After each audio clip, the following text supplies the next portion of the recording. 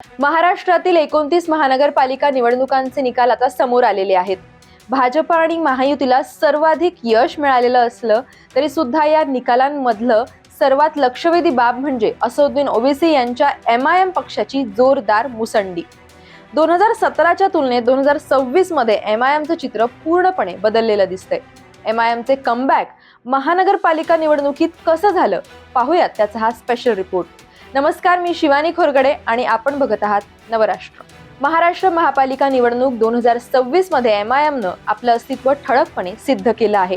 राज्यातल्या 29 पैकी 13 महानगरपालिकांमध्ये MIMचे तब्बल 95 उमेदवार हे विजयी झालेत। छत्रपती संभाजीनगरमध्ये सर्वाधिक म्हणजे 33 नगरसेवक निवडून आलेले आहेत। 2017 साली छत्रपती संभाजीनगरमध्ये पालिकेत MIMला 25 एवढ्या जागा होत्या। तसंच आता MIMला मालेगावमध्ये 21, सोलापूर आणि नांदेडमध्ये प्रत्येकी 8 नगरसेवक, धुळ्यात 10 नगरसेवक निवडून आलेले आहेत। मुंबई, ठाणे, अमरावती आणि नागपूर सारख्या महानगरांमध्ये सुद्धा MIMनं उपस्थिती वाढवली आहे। महानगरपालिका निवडणूक 2026 साठी MIM कडून यंदा अत्यंत आक्रमक आणि थेट प्रचार करण्यात आला होता। MIM प्रमुख असदुद्दीन ओवैसी यांनी स्वतः राज्यभर सभा घेतल्या। स्थानिक प्रश्न, मुस्लिम समाजाचे राजकीय प्रतिनिधित्व, विकासातला सहभाग आणि सुरक्षिततेचे मुद्दे थेट मतदारांपुढे मांडले गेले। विशेषतः मुंबई, मराठवाडा आणि विदर्भात MIMचा प्रचार हा अधिक धारदार होता। 2017च्या महानगरपालिका निवडणुकीत MIMची परिस्थिती मर्यादित होती। काही शहरांपुरतीच पक्षाची ताकद होती, संघटन मजबूत नव्हतं आणि नेतृत्वाचा थेट सहभाग कमी होता। मात्र 2026 मध्ये चित्र बदललं।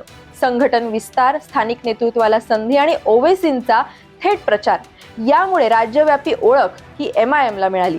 MIMच्या यशामागे काही ठळक कारणं दिसून येत आहेत। एक म्हणजे मुस्लिम मतदारांमध्ये असलेली पर्यायी राजकीय व्यासपीठाची गरज। दुसरं म्हणजे समाजवादी पार्टीसारख्या पारंपरिक पक्षांची कमजोर झालेली पकड। आणि तिसरं कारण म्हणजे स्थानिक प्रश्नांवर आधारित उमेदवारांची निवड आणि आक्रमक प्रचाराची रणनीती। आतापर्यंत महाराष्ट्रातल्या मुस्लिम मतदार MIMच्या मागे ठामपणे उभे राहू शकले नव्हते। मतांचं विभाजन, भीतीचं राजकारण आणि वाया जाणारं मत ही मानसिकता कारणीभूत होती। मात्र यंदा ही मानसिकता बदलताना दिसली। मुंबईतल्या मानखुर्द सारख्या भागात समाजवादी पक्षाचा गड मोडीत काढत MIMनं विजय मिळवला।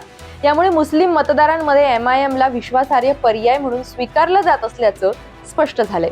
एकूणच भाजप आणि महायुतीचं वर्चस्व कायम असलं तरी सुद्धा MIMनं 2026च्या महानगरपालिका निवडणुकीत स्वतःची ताकद दाखवून दिली। या यशाचा ट्रेंड आगामी विधानसभा आणि लोकसभा निवडणुकींसाठी MIMसाठी महत्त्वाचा ठरणार आहे।